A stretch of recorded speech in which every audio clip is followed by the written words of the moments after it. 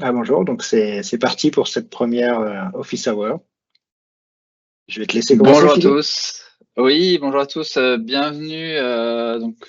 Comme tu le disais, dans cette première Office Hour GitHub Copilot en France, et donc en 100% français. Donc on va voir un petit peu, on va vous présenter le format, mais déjà avant de démarrer, on va se présenter. Donc je m'appelle Philippe Didier Georges, je suis Cloud Solution Architect chez Microsoft, et donc j'accompagne les clients, notamment dans l'adoption, la mise en place de GitHub Copilot, le déploiement et l'adoption avec les équipes de développement, entre autres choses. Et du coup, je suis accompagné, j'ai le plaisir d'être accompagné sur cette première édition par Tug. Je te laisse te présenter. Oui, bonjour, donc je suis Tug, alors Tug Dualgrad, je suis Solution Engineer chez GitHub. Donc je fais le même métier que Philippe, mais concentré uniquement sur la partie GitHub. Et très content d'être là ce soir. Alors, petite présentation rapide du format, comme on est sur la première édition. Donc, l'idée ici, c'est qu'on a 1 heure tous ensemble, avec à peu près, on va prévoir à chaque fois 20 minutes de présentation, de démo, un petit peu pour montrer un peu des use cases, des tips autour de GitHub Copilot, et avoir 40 minutes, donc le temps restant en fait, qui est dédié à essayer de répondre à un maximum de questions. Vous l'avez vu lors de l'inscription, vous pouviez déjà poser des questions, donc ça nous a permis déjà d'alimenter certains backlogs de questions auxquels on va essayer de répondre tout de suite. On va essayer dans la mesure du possible de pouvoir prendre des questions qui arriveraient aussi au cours de la session. Vous avez un petit onglet Q&A pour poser vos questions dedans. Donc n'hésitez pas, l'idée c'est qu'on va dérouler déjà un petit peu tout le programme qui était prévu et on va essayer de voir à la fin pour prendre des questions directement en fonction du temps qui nous reste. L'événement, vous l'avez vu, il est gratuit. Donc, on est sur une base mensuelle. On va avoir une édition tous les mois. Pour prolonger un petit peu l'expérience des échanges, on vous invite à rejoindre une communauté qui est sur Discord, qui est la communauté tech, au sein des communautés tech, en fait, Microsoft France, où vous avez un canal qui est dédié notamment sur la partie GitHub Copilot et qui est lié du coup à ces Office Hours. Alors pour démarrer, on s'est dit que c'était intéressant et parce qu'on l'a vu aussi par rapport aux premières demandes, premières questions qu'on a pu avoir. Donc là, vous avez déroulé effectivement un petit peu de l'agenda, mais pour démarrer, on s'est dit que c'était intéressant de faire un rappel déjà pour être sûr que tout le monde est sur la même base de compréhension, de connaissance, de qu'est-ce que c'est que GitHub Copilot. Donc en fait, simplement aujourd'hui de base, dites-vous que vous allez simplement ajouter en fait une extension, une ou plusieurs extensions à votre IDE préférée, et qu'en fait cette extension, elle va simplement aller vous permettre de requêter le service GitHub Copilot qui va lui vous aider à faire des propositions de code et en fait accélérer un peu le travail du développeur dans toutes ses tâches. Donc là, on va détailler un petit peu après, mais dans l'idée c'est ça, c'est que vous avez vraiment votre code privé qui est en local sur votre machine, sur votre IDE. L'extension va utiliser un peu le contexte que vous allez lui donner, les demandes que vous allez formuler pour générer en fait une requête, un prompt qui va être envoyé au service GitHub Copilot, donc chez GitHub, qui lui s'appuie en fait alors, il y a tout un tas de choses qui ont été mises en place, d'ingénierie autour de ça, mais principalement du coup sur des modèles d'IA générative, LLM, qui a été spécialement entraîné sur du code, notamment le code source de GitHub et plein de sources de contenu public pour être spécialisé en fait dans la génération de code. Et donc après, ce résultat qui est retourné arrive dans votre IDE sous forme de suggestions et de réponses par rapport à vos requêtes.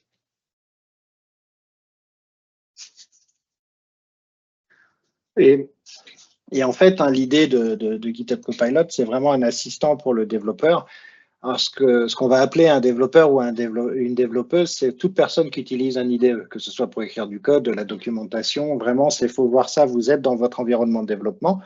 Donc VS Code, Visual Studio, JetBrains, Vim ou maintenant Xcode, et vous avez de l'aide sur toutes les tâches que vous pouvez faire. Alors, parmi les choses qu'on va faire, l'idée, c'est d'accélérer le travail autour de cette capacité à écrire des tests, par exemple. Pourquoi écrire des tests? Parce qu'en fait, tout ce qui est assez répétitif, généralement, l'IA générative va vraiment nous aider. C'est-à-dire que vous avez commencé à écrire un test, un deuxième test, un troisième test, et la plupart des tests vont être plus ou moins proches. Quand vous devez débugger, analyser des logs, rechercher de la documentation, écrire de la doc. Donc, en fait, ce qu'il faut vraiment garder en tête, c'est que quelle que soit la tâche que vous avez à faire, potentiellement, Copilot va vous aider. Pas nécessairement avec le même niveau de capacité ou de résultat en termes de suggestions, mais le réflexe à avoir, c'est dès que j'ai une tâche à faire, je me pose la question, est-ce que Copilot, par la complétion, par le chat, donc en mode conversationnel ou pas, peut m'aider. Ce qui me permet, en fait, pour les tâches où ça va être générer du code ou écrire de la documentation, par exemple, bah, de passer plus de temps sur les phases qui sont, alors moi je trouve ça intellectuellement plus intéressant, ça va être la capacité à définir l'architecture, définir vers où on veut aller en forme d'API, en forme de déploiement, etc., pour que l'implémentation soit plus rapide. Donc tout ce qui va être la collaboration, la partie brainstorming sur les projets, pour les chefs de projet, passer plus de temps sur la partie planification pour permettre aux développeurs d'aller plus vite sur le développement.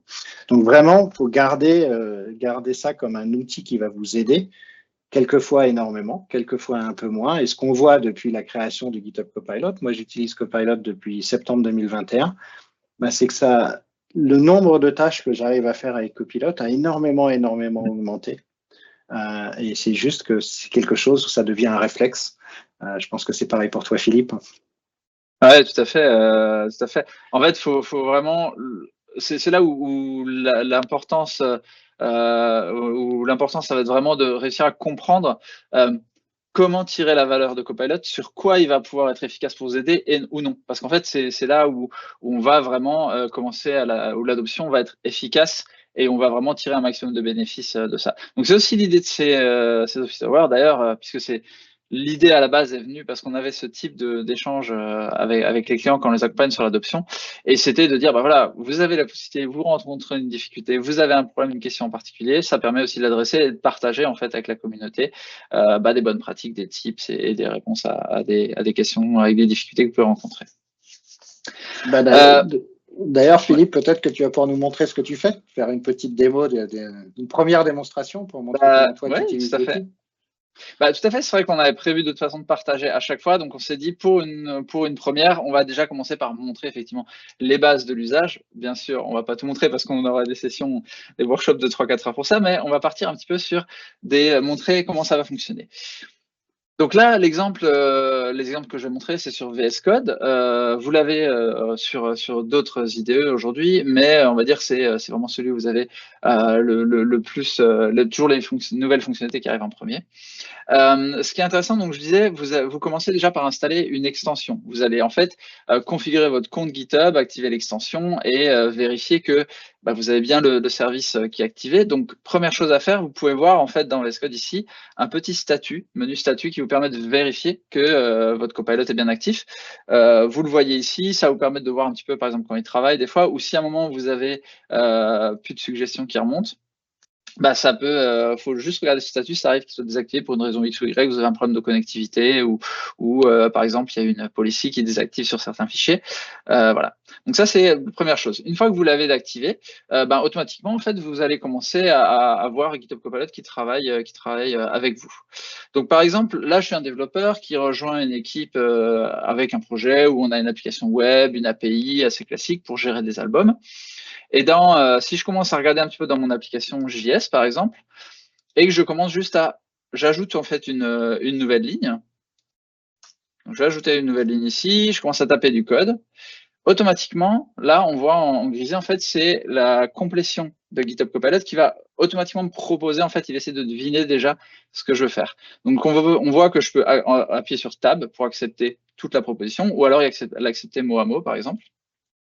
Donc en fait, ce qu'il a fait, c'est qu'automatiquement, il a été capable de me proposer, comme au-dessus, je testais le statut de l'erreur avec un code 404 et qu'il y avait un message, une action qui était faite en rapport avec ça.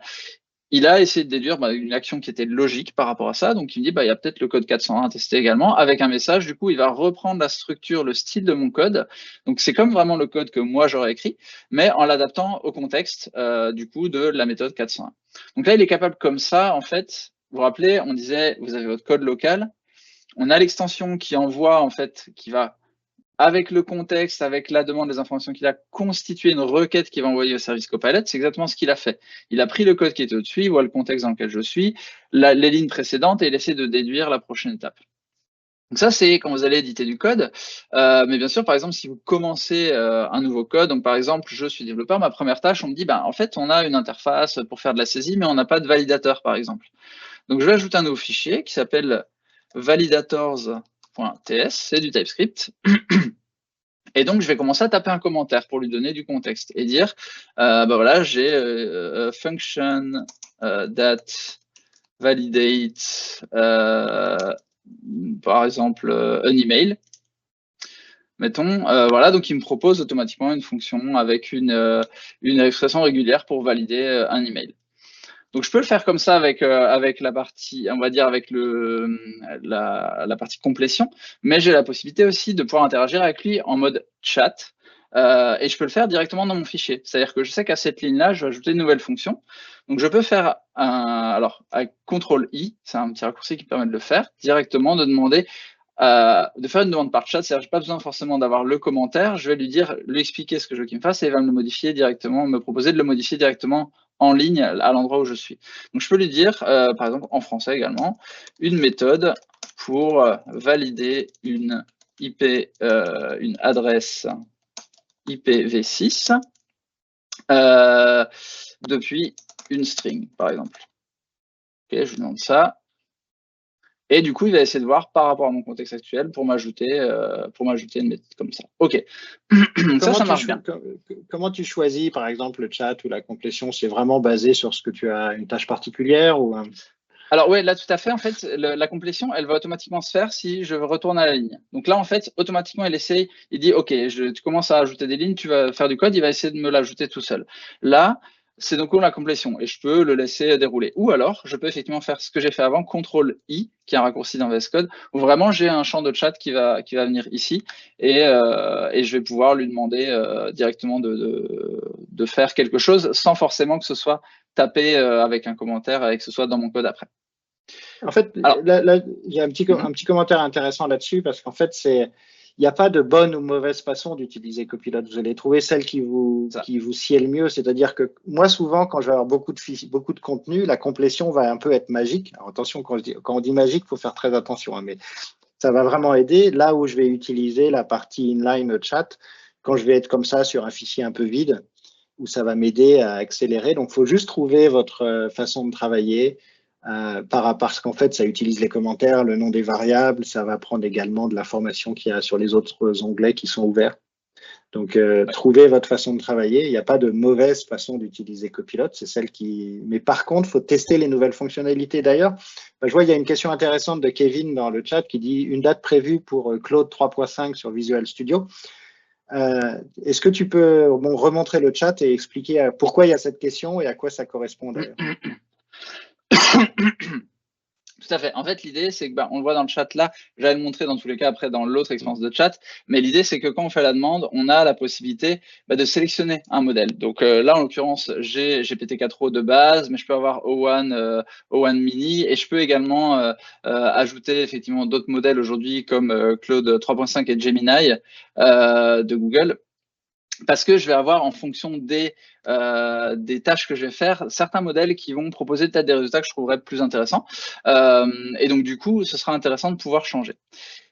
On va voir tout de suite d'ailleurs. Alors, parce que il y a le chat en ligne comme ça, mais ça reste assez limité, on va dire. Enfin, limité, c'est limité à certains usages où ça va être plus pratique, mais là où vous allez le plus souvent utiliser le chat, a priori, c'est en fait en cliquant sur le petit icône que vous avez ici, où vous avez un chat vraiment complet, vous avez une conversation en mode comme vous auriez avec un chat GPT, où en fait vous allez vraiment être étape par étape avec une interface beaucoup plus complète, qui est plus adaptée, on va dire, à vraiment du chat, de la discussion, des trucs étape par étape, etc. Donc là, par exemple, ce qu'on voit, c'est que de base, on parlait de contexte tout à l'heure, je suis en mode chat, automatiquement, il m'ajoute ici, vous voyez le current file context, le fichier courant, mon fichier validator. Donc ce que je peux faire, c'est par exemple sélectionner ici mon code et dire, par exemple, sélectionner juste la méthode, mettons validate email, et je peux utiliser ce qu'on appelle une méthode aussi. Donc vous avez des méthodes, vous pouvez lui demander d'écrire des tests, écrit des tests unitaires pour la méthode. Juste demander ça, mais on va pouvoir être plus précis grâce à des commandes. Donc là, par exemple, quand je fais slash, vous avez tout un tas de commandes qui permettent de définir de façon plus précise ce que vous cherchez à faire pour des tâches un peu du quotidien des développeurs. Et donc, par exemple, on a le slash test. Slash test qui est dédié justement à l'écriture, à la génération de tests unitaires. Alors, on voit qu'il y a un at workspace devant. je vais expliquer juste après ce que c'est, mais cette commande-là, vous pouvez lui dire ensuite, vous pouvez juste mettre comme ça, il va se débrouiller avec ce qu'on lui a donné, mais vous pouvez aussi lui préciser, c'est toujours mieux de donner de l'information. Encore une fois, on va construire un contexte et le fait de bien définir le contexte, le modèle va être capable de vous générer quelque chose de plus précis. C'est-à-dire que si je lui précise avec la librairie Jest, par exemple, qui est une librairie de test, je vais lui donner une information en plus parce que c'est du JavaScript. Pour tester, il y a plusieurs frameworks disponibles. Si je ne lui précise pas, il va en choisir un pour moi. Maintenant, je sais que je veux utiliser Jest, par exemple. Ce qu'on voit, c'est qu'il m'a généré, OK. Alors là, il m'a généré, effectivement, il m'a pris, par exemple, tout le code que j'avais dans le truc. Donc, c'est bien, mais si je veux lui préciser, par exemple, je ne veux pas qu'il m'écrive le code de validate IPv6 tout de suite. Donc, je peux lui préciser librairie Jest et test unitaire pour la méthode. Et donc, je peux préciser, en fait, je peux rajouter des petits éléments précis dans mon contexte pour lui donner des informations et des choses plus précises. Je peux lui donner un fichier, par exemple, mais je peux lui donner une sélection, dire c'est la sélection qui m'intéresse. Et du coup, comme ça, il va s'en servir. Alors bon, il m'a pris aussi l'autre, il m'a pris le validator. Il faudrait que je enlève celui-là du contexte. Et voilà. Bon, il m'a généré mes codes sources, mais ce qui est intéressant, c'est qu'il me dit voilà, je t'explique ça, et il me propose en fait de générer un fichier validator.test.ts. Et du coup, je peux faire apply edit, hop, ici. Il me crée un fichier, il m'écrit mes tests, et du coup, en fait, quand je vais enregistrer, je peux choisir d'enregistrer mon fichier ensuite dans un dossier test, et je vais l'appeler validators.test.ts. Voilà. Autre chose qu'on a vu rapidement, on a vu tout à l'heure que quand je faisais la méthode /test, par exemple ici, en fait, vous avez le @workspace qui s'ajoute devant. Qu'est-ce que c'est en fait le arrobase devant? Ça va vous permettre de cibler ce qu'on appelle des agents. Les agents, en fait, vous allez vraiment avoir des petits agents spécialisés pour faire certaines tâches. Donc, le @workspace, par exemple, va vous permettre de faire tout un tas d'actions en ciblant votre workspace courant dans VS Code. Mais vous avez la possibilité d'avoir d'autres agents si vous faites arrobase ici. On a terminal, par exemple, pour tout ce qui est dans votre terminal directement. Vous avez un @azure qui est un que j'ai installé, puisqu'en fait, vous avez aujourd'hui tout un tas d'agents déjà qui sont disponibles, qui ont été développés par la communauté, qui sont disponibles sur le marketplace. Donc, en fait, vous installez des extensions pour pouvoir accéder à des agents spécialisés. Donc, Azure, par exemple, va vous permettre d'être un coach et de vous accompagner de faire tout un tas d'actions sur Azure. Vous avez VS Code, par exemple, qui est spécialisé pour des actions dans VS Code. Vous avez la partie web search, vous pouvez ajouter tout un tas de compétences en fait à votre GitHub Copilot pour pouvoir faire plus de choses avec. Donc par exemple, ce que je peux voir ici, c'est avec Azure, lui demander @azure de dire OK, comment puis-je déployer mon projet, et je sais, donc celui-là je vais le cacher, mais par contre je sais que j'ai un fichier qui est azure.yaml, on m'avait dit c'est celui-là en fait qui définit toute la configuration pour le déploiement. Donc je peux aller sélectionner du coup tout un tas de choses, codebase, current editor, des screenshots, etc. Et je peux lui donner un fichier, donc par exemple ici le fichier azure.yaml. Et quelles sont les ressources déployées? Par exemple, et là, je peux sélectionner un autre modèle, par exemple, prendre du O1 Preview. Et du coup, il va être capable de prendre ma requête, mais aussi de prendre le fichier que je lui ai donné en référence, même si ce n'est pas le fichier courant. Et du coup, il va être capable comme ça de m'accompagner, de me donner un peu la procédure, de me donner des informations. Donc là, il me dit effectivement, il faut utiliser AZD Outlogin, AZD Up. Les ressources déployées, c'est voilà, Dev Center. Donc, il me donne un petit peu les infos sur ce qui va être déployé avec cette méthode-là. Et donc, dernière chose, GitHub Copilot, il est capable de comprendre vos demandes et de générer du code. C'est une des premières approches de générer du code, mais c'est aussi des tests, on l'a vu. Il est capable aussi d'expliquer du code. Et donc, par exemple, si vous avez mettons du code legacy par exemple. Ici, j'ai du code COBOL qui n'est pas très documenté et on souhaiterait le moderniser, par exemple en le passant sur du Python. La première étape, c'est déjà de comprendre. C'est souvent le problème qu'on a avec du code legacy. On a perdu la connaissance, c'est de comprendre ce que fait ce code-là. Donc par exemple, ici, on peut démarrer une nouvelle session et lui dire, OK, il me propose directement fix problem code, test, et il y a une commande explain. OK, donc je peux lui dire explain, que fait ce code. Comme ça, il va me le dire en français, c'est encore mieux. Et par contre, hop, je lui donne bien la visibilité dessus. Hop. Et donc là, je lui demande vraiment, pour un code que j'arrive pas à comprendre, il va déjà être capable de m'expliquer ce que fait ce code. Et une fois qu'il a compris, en fait, me détailler tout ce que fait ce code, alors là, c'est O1 Mini, effectivement. Typiquement, un exemple où on va le faire avec GPT-4o et on va voir que, hop, il y aura plus de détails. Là, il était beaucoup plus simple sur O1 Mini, sur l'explication. Voilà, il détaille vraiment les différentes variables, qu'est-ce que fait le code, etc. Et donc, je serai capable de lui dire, OK, propose-moi une réécriture de ce code-là en Python, ce qui va m'accélérer en fait dans la partie modernisation de mon code. Et dernier point, ce qui est intéressant, c'est que vous allez vraiment pouvoir vous servir en fait de GitHub Copilot comme d'un compagnon, en fait, d'un coach qui a accès à tout un tas d'informations, qui a une très bonne culture en termes de code, et du coup, qui va être capable de vous conseiller aussi sur la qualité de votre code, sur les bonnes pratiques, etc., et d'analyser votre code.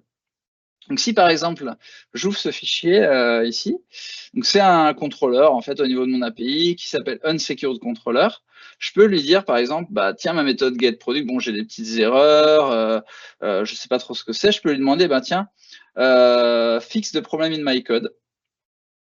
Et du coup, voilà, il est capable de me dire, tiens, les erreurs déjà, c'est que tu as effectivement oublié ton using pour le SQL connection.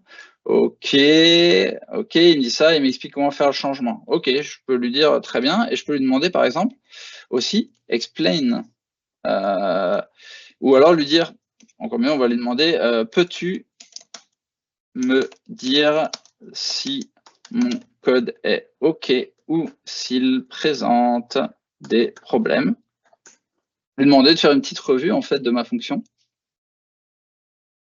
Et alors il me dit, ah, ton code présente plusieurs problèmes. Tu as une potentielle injection SQL, la gestion de ton ressource sont pas bonne. Au niveau de l'ouverture de ta connexion, tu n'as pas ouvert ta connexion avant de faire la commande, etc., etc. Donc en fait, il va pouvoir me remonter tout un tas d'informations et me proposer une version corrigée de mon code automatiquement. Donc comme ça, il va vous permettre aussi de faire une revue même avant de pousser votre code pour réduire un petit peu la charge peut-être de revue de par les collègues lors des pull requests.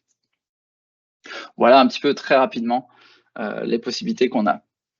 Avant il y a plusieurs questions que j'aimerais que tu abordes peut-être là. L'une d'entre elles, c'est la différence avec Visual Studio. Tu vois, quelles sont les fonctionnalités? Est-ce que c'est la même expérience? L'autre, c'est est-ce qu'on peut désactiver Copilot? Tu vois, est-ce que tu peux désactiver? Comment tu le fais sur certains projets ou globalement? Est-ce que tu peux répondre à ces questions, s'il te plaît, en montrant? Oui, tout à fait. Alors, Visual Studio, du coup, Visual Studio, je vais peut-être pas montrer tout de suite, pas prendre trop de temps, mais après, dans l'idée, on retrouve effectivement le chat, on retrouve le inline, on a certaines différences en termes d'intégration, mais globalement, on trouve les mêmes fonctionnalités. Après, c'est vrai qu'on va avoir des différences, par exemple, sur certaines intégrations. Par exemple, au niveau du debugger, Visual Studio avait proposé déjà assez rapidement quelque chose pour se servir, en fait, intégrer directement dans le debugger, le fait de dire on a une exception, une erreur qui pop à un moment, le fait de faire juste un ask copilot qui nous fait la requête et qui intègre tout ça. Généralement, vous avez en fait souvent quand il y a des petites features, on a souvent des nouveautés qui arrivent par VS Code avec les autres qui rattrapent, et notamment Visual Studio très rapidement. Des fois, on a effectivement une intégration qui va un peu plus vite sur un IDE et qui va être rattrapée par les autres. On a des expériences qui, au final, à quelques semaines ou mois proches, en fonction effectivement de l'intégration, vont se rattraper. Donc, quand vous avez quelque chose qui arrive généralement sur un des IDE, l'autre va arriver assez vite. C'est le cas notamment, je ne vais pas spoiler, mais de la démo que tu vas faire après, donc sur VS Code, qui du coup a été annoncé également pour arriver sur Visual Studio. Donc je te laisserai faire la démo, je ne vais pas en dire plus. Mais donc voilà, effectivement, l'idée c'est que vraiment au niveau de l'intégration, vous avez le service qui est le même avec les modèles, et ensuite il y a vraiment l'intégration qui va être faite au sein de l'IDE, donc dans la façon que vous avez utilisé de coder. Et donc effectivement, là-dessus, il y a toujours des nouveautés. Donc la meilleure façon effectivement de suivre, c'est de voir un petit peu soit les release notes ou mine de rien, de lire, par exemple, quand on prend Visual Studio ou VS Code, que vous l'ouvrez au début, vous avez toutes les notes des dernières updates. Je crois qu'il y en a une qui est installée, c'est intéressant de regarder, parce que ça vous permet peut-être de découvrir des choses. Et l'autre question, c'était? Je sais plus. Comment désactiver Copilot?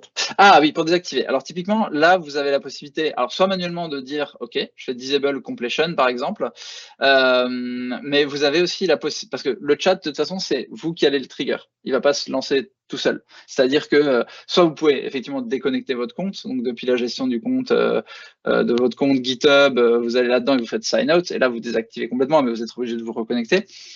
Soit de toute façon, le chat, comme vous le voyez, c'est moi qui fais la démarche d'aller poser une question. Il ne va pas tourner comme ça derrière autrement. Ce qui tourne toujours, c'est la partie complétion. Et donc, vous avez la possibilité soit de le désactiver ici, soit de définir aussi des règles, donc des paramètres pour dire, par exemple, tel et tel type de fichier. Je ne souhaite pas je souhaite de base en fait qu'il soit désactivé. Par exemple, pour pas qu'il vous propose des complétions, parce que vous savez que c'est simplement des fichiers où les résultats sont pas satisfaisants, où vous ne souhaitez pas avoir ce genre de proposition. Et c'est également possible de définir ces règles-là au niveau des repos, quand vous avez les repos sur GitHub, du coup sur GitHub Enterprise Cloud, où vous avez la possibilité de définir en fait des policies pour dire en fait sur ce repo par exemple, on souhaite que sur tel fichier, ou alors sur tout le repo, par exemple, GitHub Copilot soit désactivé dès qu'on a quelqu'un qui travaille sur ce repo. OK. Du coup, je te laisse la main pour… En fait, là, je vais partager une autre façon d'interagir avec… je vais certain que je partage le bon écran. Hop, ouais. Voilà. Donc, je pense que là, vous devez voir mon éditeur. Donc, je suis sur VS Code. Et l'idée, c'est également de montrer, donc en plus de ce qu'a montré Philippe, comme je le disais, moi là, je suis sur un programme Java. Alors moi, quand je travaille en Java, généralement, je travaille dans un autre éditeur qui est IntelliJ. Et comme pour VS Code, quand je tape du code, Copilot se met à tourner, il me fait des propositions. Mais sur cette classe, par exemple, que je trouve pas très propre, j'ai envie de faire du refactoring, c'est-à-dire que j'ai envie de créer une nouvelle classe, j'ai envie d'écrire des tests, j'ai envie d'externaliser certains appels. En fait, il y a une nouveauté qui est arrivée dans GitHub Copilot et qui, comme toujours, arrive dans VS Code. Donc, en fait, quand j'ai besoin de faire des tâches un peu plus riches qui ne sont pas disponibles dans l'éditeur, dans mon éditeur favori pour Java qui est IntelliJ, je vais simplement, à partir du terminal d'IntelliJ, lancer VS Code. J'arrive sur ce projet. Et mon besoin, comme vous le voyez ici, j'ai pas mal d'erreurs, le code n'est pas très propre, je pourrais poser une question, mais pour gagner du temps, je vais vous montrer ce qu'on appelle Copilot Edit. Et l'idée, en fait, c'est, pour simplifier, je vais faire un copier-coller d'un prompt, mais je vais vous montrer le principe, c'est que soit vous allez sur la partie Edit, ici, vous voyez, Copilot Edit, et Copilot Edit, en fait, va créer les fichiers au fur et à mesure des besoins. C'est-à-dire que si je lui pose la question, donc là j'ai un seul fichier ouvert, je vais pouvoir poser une question. Alors vous voyez, je vais élargir un petit peu. Est-ce que tu peux faire du refactoring sur le fichier qui est ouvert? Alors personnellement, j'essaye toujours de prendre quelques secondes pour spécifier les fichiers dont je vais avoir besoin. C'est-à-dire que quand je peux spécifier quelque chose, ça me prend une seconde de le faire plutôt que de laisser deviner. Et ce qu'on voit beaucoup dans les questions actuellement, c'est comment je peux influencer la suggestion de GitHub Copilot? J'ai du code qui n'est pas propre, ça génère du code pas propre. Est-ce qu'on peut utiliser des API internes? La réponse, elle est oui à chaque fois. Alors oui, on peut améliorer le code du code pas propre. Oui, on peut générer des API ou du code qui est lié aux API. Ça va dépendre du contexte. Le Copilot ne va pas deviner si vous ne lui donnez pas de l'information. L'information, ça peut être simplement en donnant un fichier, simplement en spécifiant ici. Et vous voyez ici, moi, je lui ai dit, alors je l'ai écrit en anglais, mais ça serait pareil en français. Plutôt que de laisser Copilot deviner le nom de la classe que j'ai envie de créer, j'ai fait ça. Et vous avez la possibilité, et ça c'est arrivé on va dire il y a un mois, dans le contexte du chat ou dans le contexte de Copilot Edit, si vous avez besoin de plus d'informations, soit vous prenez des fichiers et vous les mettez dans ce contexte-là, mais vous pouvez également prendre un répertoire complet. Et là, ça va être utilisé pour donner le contexte qui est plus large. Et ça, c'est très important parce que notamment si vous êtes sur une très grosse code base, plutôt que de laisser deviner, on va pouvoir avoir un petit peu de contexte. Donc là, ce que je vais faire, je vais taper envoyer ça. Et ce qu'on va voir, c'est ce qui se passe dans l'éditeur. Parce que là, en fait, Copilot va vraiment utiliser l'agent interne pour analyser le besoin. Et là, il utilise, vous voyez, automatiquement un fichier qui est ici, dont a parlé Philippe, qui est un fichier qui s'appelle Copilot Instruction, qui définit certaines règles. Et c'est là où vous allez pouvoir définir certaines règles pour influencer votre code. Ça, pour moi, c'est très important de passer un petit peu de temps pour le faire. Donc là, si on regarde, vous voyez, il ouvre des fichiers automatiquement, il crée des fichiers dans mon projet, et là, il écrit du code pour moi, et sur plusieurs fichiers en même temps. Là, on va voir arriver, normalement, hein, si tout se passe bien. Donc là, il est en train de créer le service qui est ici. Hop, hop, hop, ça prend du temps. J'ai pris Claude ici, ça prend un peu de temps. Et il devrait faire du refactoring de la classe. L'effet démo dans la Gen AI, quelquefois, on a des surprises. Mais l'idée, hein, c'est vraiment, avec Copilot Edit, cette capacité à modifier plein de fichiers en même temps. Alors, comme je n'ai pas le temps, je vais réessayer avec GPT-4o. Hein, c'est pas, on prend le même contexte. Je retourne. On croise les doigts. Et là, ce qui va se passer, vous voyez, vous allez voir la réécriture du fichier. Et ça, c'est une énorme modification dans la capacité de travailler avec GitHub Copilot. Donc là, je fais du refactoring, c'est-à-dire que je modifie un fichier existant en supprimant du code, en le déplaçant, c'est-à-dire que je lui ai demandé d'écrire de la Javadoc. Et si vous voyez la dernière classe, ou la dernière classe, je faisais un statement SQL avec un risque d'injection SQL, comme tu l'as montré tout à l'heure, mais j'ai remplacé par un appel sur une classe qui n'existait pas. La classe, elle est en cours d'écriture. Je vais aller tout en bas pour montrer l'endroit où il y avait la vulnérabilité. Ah, je lui ai demandé de faire un commentaire, il ne l'a pas fait. Par contre, il a bien fixé cette partie-là.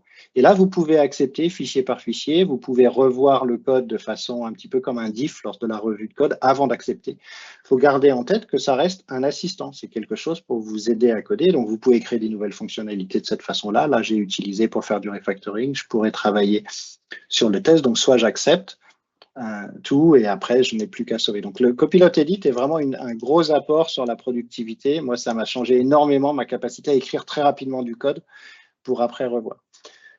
Petit truc avant de partir sur les questions.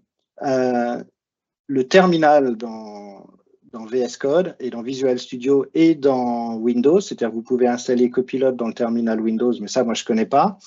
C'est quand vous êtes ici, vous avez accès à plein de choses. Et ce que je vais vous montrer, c'est que si je fais un git add, vous voyez, j'utilise la ligne de commande pour rajouter des fichiers, automatiquement, il y a une petite étoile qui se met ici. Cette petite étoile, en fonction du contexte dans lequel je suis, va me proposer quelque chose. Donc, si j'ai une erreur, là, ça va me proposer de faire le message de commit. C'est un peu l'équivalent de ce qui se passe quand vous êtes ici. Là, vous voyez, vous avez les petites étoiles qui sont là. Mais moi, j'utilise très peu cette partie-là. J'utilise principalement la ligne de commande. Et sur la ligne de commande, on peut également travailler en posant les mêmes questions avec le POM-I, avec le commande I sur les différents modèles. Et vous voyez ici, hein, quand vous écrivez du code, vous pouvez également, s'il y a besoin, mettre des fichiers dans le contexte de ce chat-là. Pourquoi on montre ça à chaque fois, rajouter des fichiers? C'est qu'en fait, c'est très important dans le contexte pour pouvoir justement améliorer les suggestions. Donc, le Copilot Edit va vous permettre de modifier du code, créer du nouveau code beaucoup plus rapidement. Et c'est pour ça que vous allez travailler. Quand on disait au début, chacun va trouver sa façon de travailler avec l'outil en fonction de est-ce que j'écris du code en complétion, est-ce que j'utilise le chat, est-ce que j'utilise l'inline chat ou cette partie-là. Alors, juste une petite chose avant de redonner la main. Là, j'ai utilisé le Copilot Edit en direct. Vous pouvez également switcher de la conversation vers l'édition de code. C'est-à-dire, par exemple, je vais demander à Copilot en lui disant, alors là, je vais le faire très brièvement, je lui demande d'analyser mon projet et je vais lui dire, peux-tu rajouter la table drugs et exposer les API. Je vais aller très très vite comme ça. Donc là, il va analyser le projet. Et vous voyez, il utilise rapidement l'index local. Alors, il regarde ma CI, il regarde les différents fichiers que j'ai, les différents fichiers, à commencer par les règles que j'ai définies. Et vous voyez, il me propose des choses. Modifier un fichier SQL. Alors, je peux aller directement en ouvrant le fichier et après appliquer. Mais comme on est dans un mode conversationnel et qu'on a cette capacité de passer en mode automatique après, vous pouvez continuer la conversation, mais plutôt que partir directement, je vais pouvoir appuyer ici pour passer dans le mode edit. Donc, il va reprendre la conversation automatiquement et faire le travail et générer les fichiers automatiquement avec la même visualisation. Donc, c'est quelque chose qui est vraiment intéressant à prendre en main quand vous êtes en train de travailler sur un projet existant ou quelque chose de nouveau. Peut-être que là, tu as des questions Ouais. Bah, en tout cas, déjà, oui, appréciation personnelle. Clairement, ça fait encore aller un petit peu plus loin en termes de rapidité, de vélocité pour le développeur, parce qu'en fait, comme dit, on a les explications. On voit les modifications de code, les fichiers. Il dit, ben, crée ce fichier, modifie là, fais ça, fais ça, fais ça, fais ça.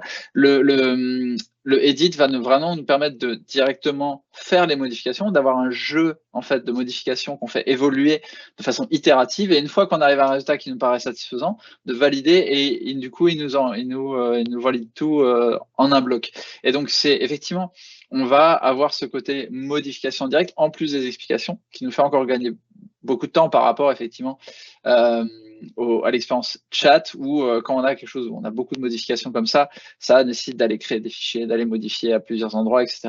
Donc effectivement, ça fait gagner encore plus. L'expérience est vraiment hyper sympa, et c'est effectivement une des nouveautés qui est vraiment intéressante à tester si vous ne l'avez pas encore fait.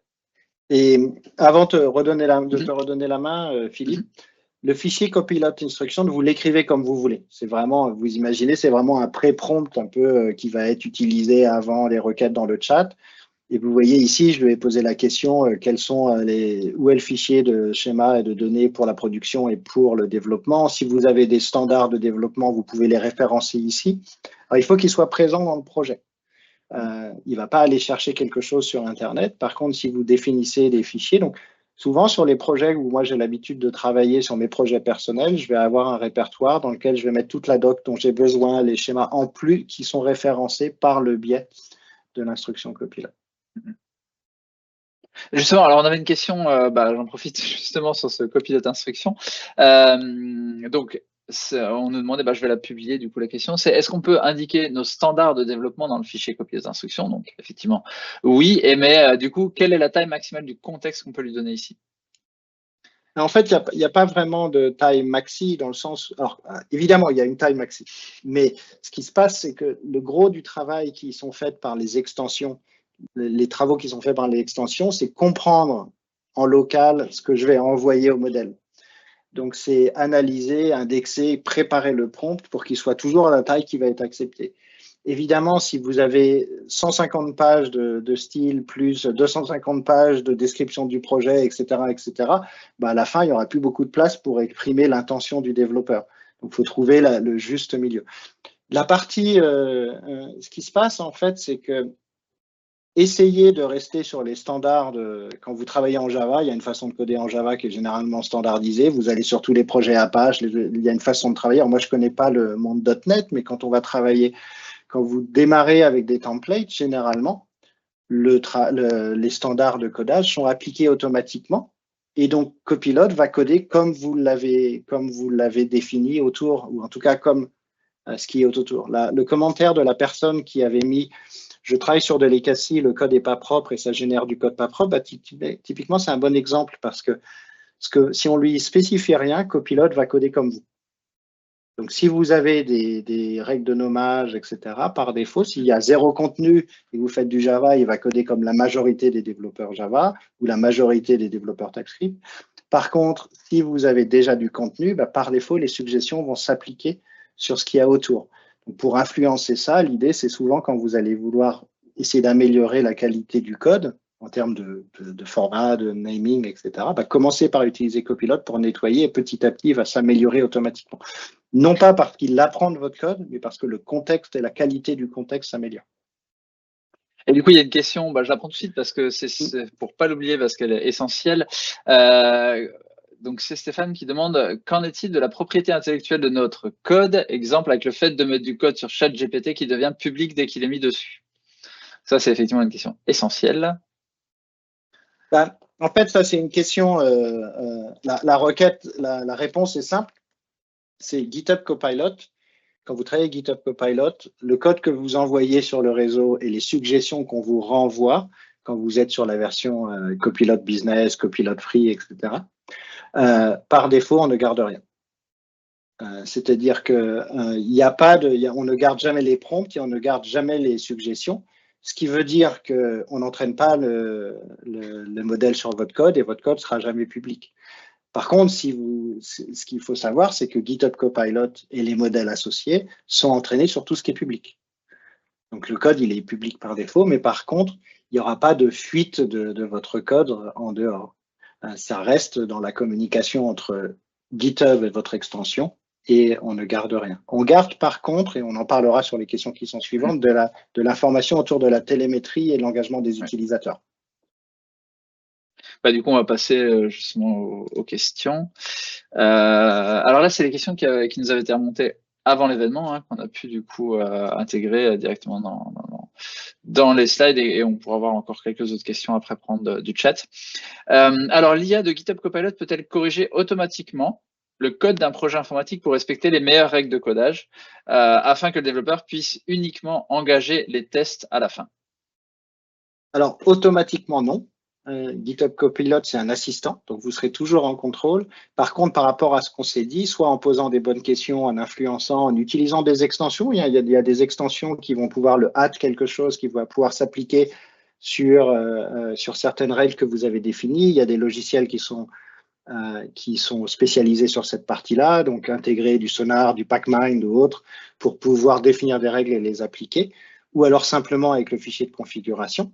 Et dans ce contexte-là, en fait, oui, ça va aider. Par contre, puisse uniquement engager les tests à la fin, j'ai un sourire parce qu'il faut garder en tête que le code que vous allez manipuler, il faut le comprendre. Et quand moi j'ai fait du refactoring, que j'ai modifié plein de code d'un coup, il faut que je le revoie malgré tout. C'est-à-dire qu'il faut faire attention à cette partie-là. Par contre, c'est vraiment, ça va accélérer et vous aider. On a travaillé avec Philippe et moi, on a été en relation avec un industriel qui a migré son application Java de Oracle vers Postgres. En fait, ils ont estimé qu'ils allaient 7 ou 8 fois plus vite avec Copilot que sans Copilot et que les suggestions, une fois qu'ils avaient commencé à prendre le réflexe, étaient bonnes à 90%. C'est-à-dire qu'ils n'avaient quasiment pas besoin de changer le code. Donc à 90%, les suggestions, ils les ont pris telles que. Mais par contre, ils avaient des tests en amont pour vérifier qu'il n'y avait pas de régression. Et la qualité du code s'est améliorée au fur et à mesure avec cette partie-là, avec leurs règles de gestion. Question suivante. Donc, c'était comment intégrer GitHub Copilot dans Azure DevOps? Quelles sont les meilleures pratiques à suivre pour cela? Donc là, en fait, il faut bien comprendre que vous avez deux mondes. Hein. Il y a GitHub Copilot dans l'IDE. Donc, c'est ce qu'on a vu aujourd'hui. On a fait le focus, comme dit, pour cette première session, histoire de bien introduire tous les sujets. L'expérience de GitHub Copilot dans l'IDE pour le développeur. Donc ça, en fait, ça va pas dépendre du tout de là où vous décidez d'héberger en fait votre code source. Que vous ayez votre code source sur GitHub, sur Azure DevOps, sur un GitLab, ou même sur aucun contrôle de source que je ne vous conseille pas du tout. Mais du coup, c'est en local. Ça fonctionne en local avec les fichiers sur lesquels vous êtes en train de travailler. Donc toutes les fonctionnalités que vous avez dans l'IDE, vous les avez, elles fonctionnent à partir du moment où vous êtes sur un IDE qui dispose de l'extension. Donc VS Code, on parlait d'IntelliJ, il y a Visual Studio, voilà, on a du Xcode maintenant, on a diverses intégrations. Donc ça ne posera pas de problème. Par contre, si on parle des fonctionnalités, quand vous imaginez les fonctionnalités qui sont par exemple sur le portail GitHub, donc là, ça nécessite d'avoir le code source sur GitHub. On n'a pas aujourd'hui d'intégration, il n'y a pas d'intégration dans Azure DevOps pour ces fonctionnalités-là. C'est vraiment les fonctionnalités réservées GitHub. Par contre, la bonne nouvelle, si vous êtes sur Azure DevOps, c'est que il y a une très bonne interconnexion des deux services, donc vous pouvez très bien migrer facilement. Donc on en reparlera, on avait un sujet, la question d'après, sur la migration de votre code vers du GitHub lorsque vous êtes déjà sur un autre outil tel que par exemple Azure DevOps. Et donc, c'est une très bonne transition puisque je passe directement dessus. Donc, par exemple, on avait une question qui était « J'utilise Azure DevOps actuellement pardon, et je souhaite passer mes 50 projets dans GitHub. Quelles sont les étapes? Quels sont les coûts de licence, les efforts, les outils de migration avec les limites ?» Alors là, la question, elle est très large.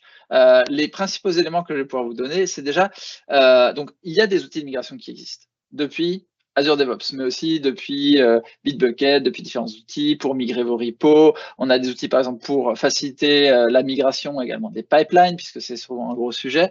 Donc, on a pas mal d'informations qui sont documentées, qui sont disponibles en fait sur la doc GitHub avec l'URL que je vous donne.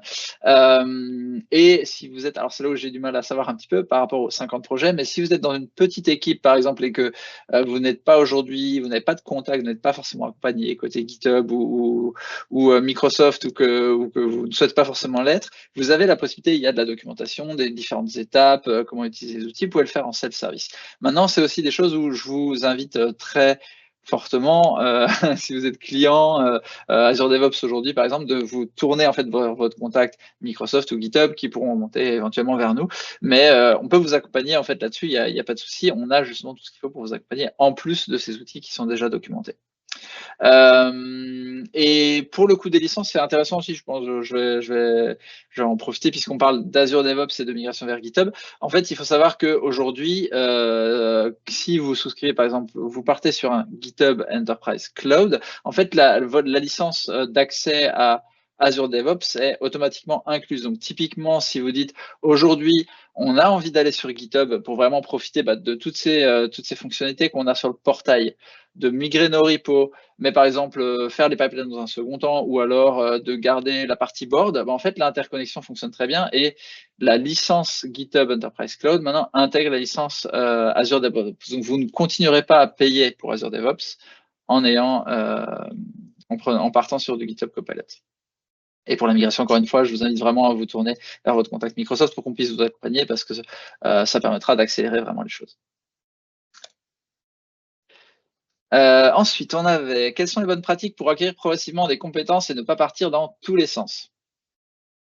Alors là, on a un certain nombre de ressources et on pourra vous les partager encore aussi dans le mail, notamment après et par la suite. Mais du coup, vous avez déjà GitHub qui propose les Learning Pathways.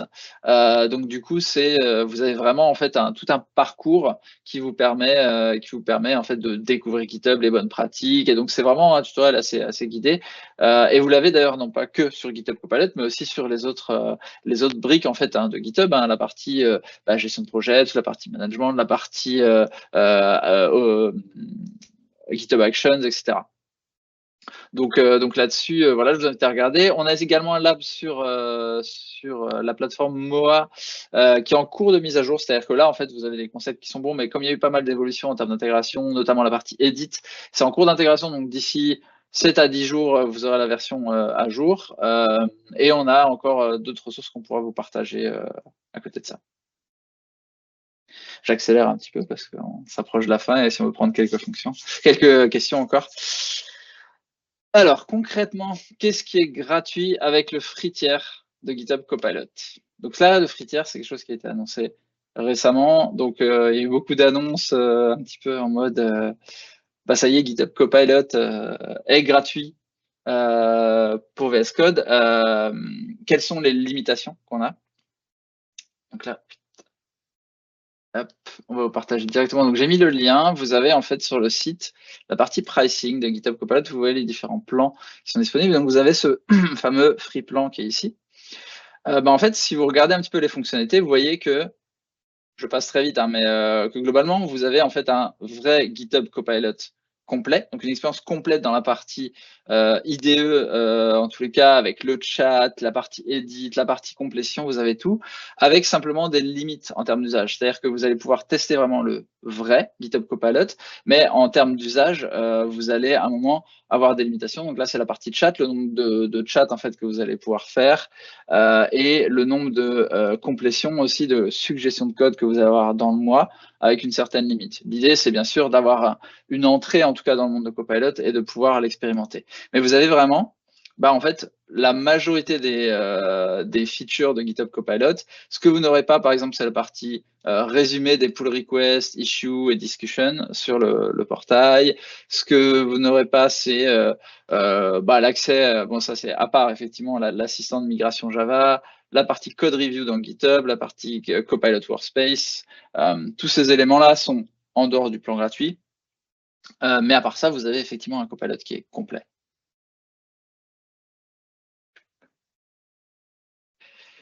Donc vous avez tout le détail sur cette URL-là.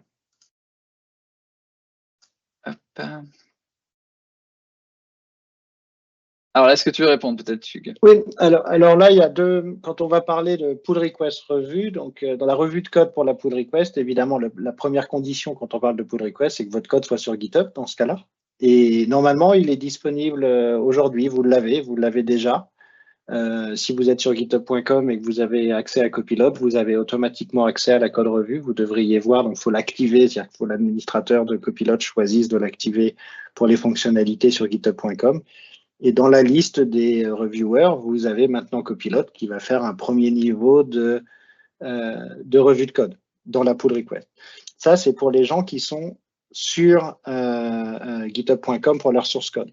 Il y a également dans VS Code une fonctionnalité qui est intéressante, qui est, vous pouvez demander avant même d'avoir poussé du code sur votre serveur, de demander à Copilot de faire une revue. Vous sélectionnez votre classe, vous sélectionnez votre code, clic droit, Copilot, revue et commentaires. Donc là, il va faire l'équivalent de ce qui se passe dans la pull request en amont, ce qui permet de pré-mâcher le travail.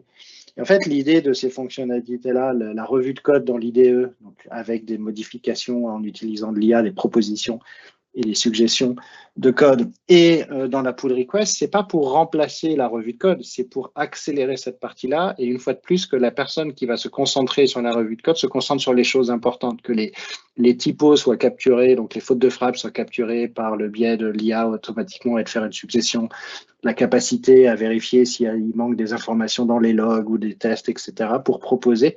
Comme ça, la logique applicative, qui est la partie ultra critique, ou la sécurité, ou la performance, ça sera fait dans la code revue classique, on va dire. Donc, normalement, vous y avez accès aujourd'hui. Si ce n'est pas le cas, vous revenez vers nous, parce que dans ce cas-là, il faudrait comprendre pourquoi.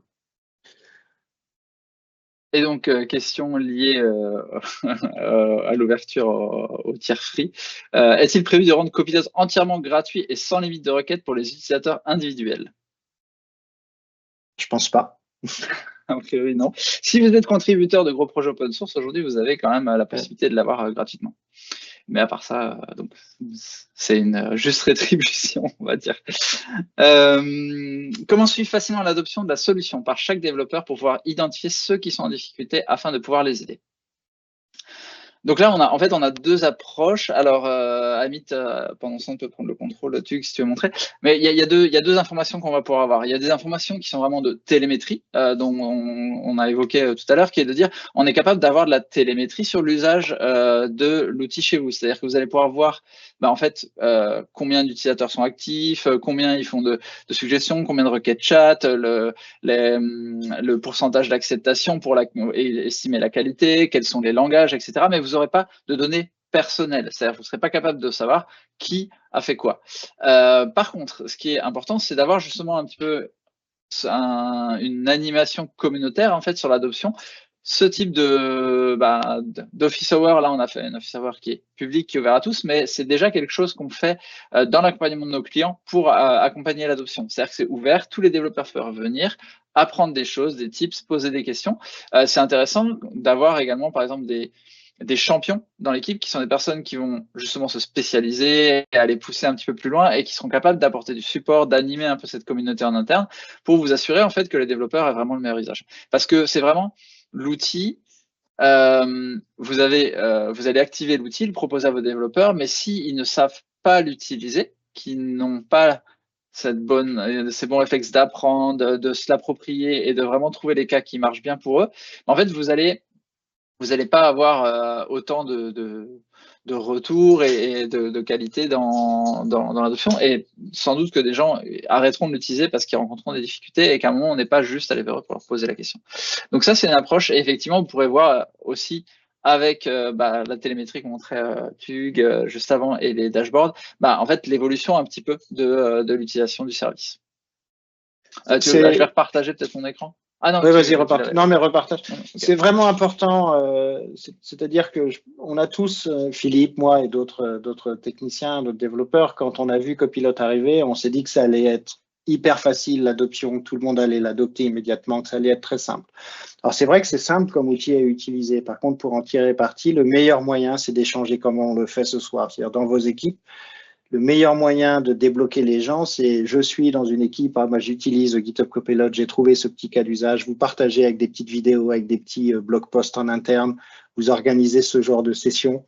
C'est le meilleur moyen d'avoir une adoption qui passe à l'échelle. Par contre, ce qui est important, c'est également suivre ce qui se passe. Et tout ce qui est autour de l'IA générative, et donc nous on parle de Copilot ce soir, de GitHub Copilot, c'est que ça bouge tous les mois. Tous les mois, il y a des nouvelles fonctionnalités. Toutes les 4 semaines, en gros, vous avez quelque chose de nouveau. Ça demande un petit peu d'effort de prendre les release notes, de tester, parce qu'en fait, le Copilot Edit, le multifile, le fait de sélectionner un répertoire pour le contexte change énormément l'expérience et le résultat. Il faut passer quelques minutes pour le faire, en fait, pour le lire, prendre le temps de lire et de partager avec vos collègues. Tout à fait. Donc, on avait la question, j'ai l'impression que GitHub Copilot a parfois des difficultés avec les grands projets legacy, surtout lorsqu'ils sont mal structurés ou que les variables sont mal nommées. Est-ce le cas? On a répondu en partie, hein, oui, c'est le cas. Donc, c'est là où il faut faire attention au contexte quand vous travaillez. Essayer d'organiser, de mettre un fichier d'instruction, de choisir le contexte. Et le contexte va avoir beaucoup d'impact ici. C'est ça. C'est là où le développeur va être, c'est là où c'est pas une solution magique, effectivement. C'est vraiment le développeur qui a la connaissance du projet, qui va pouvoir guider le copilot en lui donnant vraiment les bons points d'entrée, les bonnes informations dans son contexte. D'ailleurs, c'est une super transition avec la question suivante. Pensez-vous que les outils, il y a eu la question dans le chat également, donc on va répondre là ensemble, c'est que vont pouvoir remplacer les développeurs, je pense pas. En tout cas, je ne suis pas visionnaire, hein, je suis pas capable de dire dans 5-10 ans ce qui va se passer, mais ce qu'il y a de certain, c'est que pour les tâches les plus classiques, effectivement, on se fait aider énormément. Et si le métier de développeur, c'est simplement créer une table, sortir les données de la table, les mettre dans un écran, c'est pas ça être ingénieur de développement. Ingénieur de développement, ça va être la sécurité, la performance, la montée en charge, choisir le bon framework, évoluer dans le temps. Donc, si écrire les quelques lignes de code qui permettent de connecter à la base de données, c'est une IA qui le fait avec nous plutôt que nous, je pense pas que ça nous retire énormément de capacité où on devient un moins bon développeur. Par contre, on va se faire aider énormément. Là où il y a un risque, c'est les gens qui ne vont pas savoir utiliser ces outils vont être moins rapides et moins efficaces que les personnes qui vont savoir utiliser les outils. Et comme les outils en plus s'améliorent, c'est-à-dire que si aujourd'hui, sur un langage particulier, un framework ou une question particulière, on n'a peut-être pas une bonne réponse, peut-être que demain, on aura une super réponse. C'est pour ça que je disais au début de la présentation, dès que vous avez une tâche à faire, posez-vous la question, est-ce que Copilot peut m'aider? La façon dont Copilot m'a aidé il y a 6 mois, il y a 2 mois, il y a 4 mois et dans 6 mois, et sont à chaque fois différentes. Et je me permets juste encore, on est à la limite, mais quelqu'un a posé la question, je suis un développeur autodidacte, et est-ce que ça va me rendre moins bon? Alors, je ne sais plus, j'ai plus la question sous les yeux. Non, ça va te permettre d'apprendre un peu plus vite. Par contre, il faut être conscient que le code qui est généré, c'est ton code, qu'il faut le faire revoir et qu'il faut participer en collaboration avec les autres développeurs. Tu vas apprendre différemment de la personne qui a appris il y a 5 ans, qui a appris il y a 10 ans ou comme moi il y a 30 ans. Mais ça ne fait pas des moins bons développeurs ou des développeurs moins riches. Surtout qu'à la fin, ce qu'on veut, c'est du développement qui parte en production, qui soit de qualité. Dans ce cas-là, ne serait-ce que poser cette question, ça permet que tu sois capable de prendre le recul. Et ce qui est très important, l'automatisation. Écrivez des tests, automatisez les tests, etc. Parce que c'est ça qui va garantir que dans le temps, même si tu as fait des erreurs, et on fait tous, moi quand je vois mon code que j'écris quand je commence mes projets, c'est catastrophique, et pourtant j'ai quelques années d'expérience, on l'améliore au fur et à mesure. Et Copilot va être là pour t'aider à faire ça également. Et ça, je pense que ça améliore. Et c'est vraiment l'usage aussi que tu vas en faire. Le fait que tu poses cette question, mais en fait, pose-lui la question. Tu peux t'en servir parce qu'il sait générer du code, mais il va aussi savoir t'expliquer des concepts et t'aider à apprendre des choses. C'est-à-dire qu'en fait, quand tu vas lui dire, bah, tiens, j'ai besoin que tu m'injectes une instance de tel objet, tu peux lui demander, OK, mais explique-moi comment ça marche. Et de lui poser des questions, il va être capable de t'expliquer ça et vraiment de te permettre d'apprendre et d'acquérir des compétences, justement des bases d'algorithmie, de pourquoi est-ce qu'il y a les choses comme ça, qu'est-ce qu'il y a derrière. C'est vraiment ce qui va pouvoir faire la différence parce que ça va t'aider à apprendre. Moi, expérience personnelle très rapidement, ça m'a permis de monter. J'avais fait très peu de Python jusque-là, et puis depuis 2 ans, avec tous les projets d'IA générative avec les clients, j'ai fait énormément de Python. Bah, en fait, ça m'a énormément aidé, accéléré en fait dans l'apprentissage, parce qu'en fait, j'avais des connaissances des réflexes depuis d'autres langages, et que du coup, en fait, ils pouvaient m'aider à appliquer ça simplement en Python. On va passer très vite. Alors, on avait prévu un slide pour d'autres questions en live, mais alors on en a pris un certain nombre. Toutes les autres, ne vous inquiétez pas, elles ne sont pas perdues, on les note et on les prévoit pour la prochaine fois. On tâchera de répondre vraiment à tout. Très rapidement, on va vous donner quelques ressources, quelques éléments encore avant de se quitter. Déjà quelques ressources avec quelques liens, donc je vous invite à faire le screenshot. Après, on repartagera parce qu'il y avait la question aussi des slides suite à l'événement. Donc vous aurez accès à toutes ces informations, ne vous inquiétez pas. Voilà, un certain nombre de ressources avec la partie communauté, la newsletter GitHub, les différentes ressources, puisqu'il y a pas mal d'informations aussi de blogs, de trucs comme ça à suivre. Hein, côté GitHub, vous aurez beaucoup d'informations. Par rapport à cette session, c'est une première, c'est un nouveau format. On essaye, donc si vous pouvez prendre 2 minutes, on sera très reconnaissant que vous nous fassiez un feedback, déjà savoir si ça a plu ou pas plu, et surtout n'hésitez pas à nous faire un retour pour savoir qu'est-ce qu'on pourrait améliorer, qu'est-ce qu'on pourrait changer peut-être par rapport à ce format-là. L'idée, c'est vraiment que ce soit utile le plus possible à la communauté et qu'on puisse répondre au maximum aux questions. Et donc très rapidement, les prochaines dates, puisqu'on a déjà planifié, l'idée c'est d'être le 2e mardi de chaque mois à 17 h. Donc là, vous avez un petit peu les dates et vous avez le lien pour déjà aller vous inscrire pour les prochaines sessions et l'avoir dans votre calendrier. Et enfin, le lien vers la communauté, vers le Discord. Donc l'idée, en fait, c'est qu'on a aujourd'hui un Discord déjà qui est assez animé, qui est assez complet avec toutes les communautés tech Microsoft. N'hésitez pas, effectivement, tous ces liens aussi à les partager autour de vous avec vos collègues, parce que ça permettra aussi de poser des questions, de s'entraider autour de GitHub Copilot. On a un canal dédié, il y a plein d'autres sujets encore autour de la technique, du dev, etc. Et on a un canal qui est dédié à GitHub Copilot. Donc n'hésitez pas, encore une fois, à partager avec vos collègues aussi ces office hours. L'idée, c'est que ça serve un maximum, un maximum de personnes. Donc voilà. J'espère que ça vous a plu. Donc on se retrouve nous dans un mois. Et on vous remercie en tout cas de votre présence et de votre enthousiasme, parce qu'on avait plein de questions, plein d'intérêts en tout cas. Donc on espère que ça vous aura plu. Voilà, un petit mot encore, Tug. Tu réponds à des questions. Non, le mois prochain, on va continuer. N'hésitez pas à faire des retours, parce qu'on construit, là c'est la première, donc on construit vraiment 7 heures autour de vos questions ou des nouveautés qui vont arriver. Donc la prochaine fois, on va se concentrer sur certains use cases et répondre aux questions. Oui, c'est vrai qu'on avait la question, est-ce qu'on verra des use cases plus avancés? Volontairement, on a posé les bases pour tout le monde, mais on va effectivement traiter des focus sur des use cases plus avancés à chaque fois, à chaque session. Donc n'hésitez pas à poser vos questions, demander, parce que ça nous permet aussi d'alimenter ça. Et dans tous les cas, on ira effectivement un peu plus loin sur les prochaines sessions. Merci à tous. Bonne soirée. Et voilà, c'est la fin de ce premier Office Hour. Merci. Merci.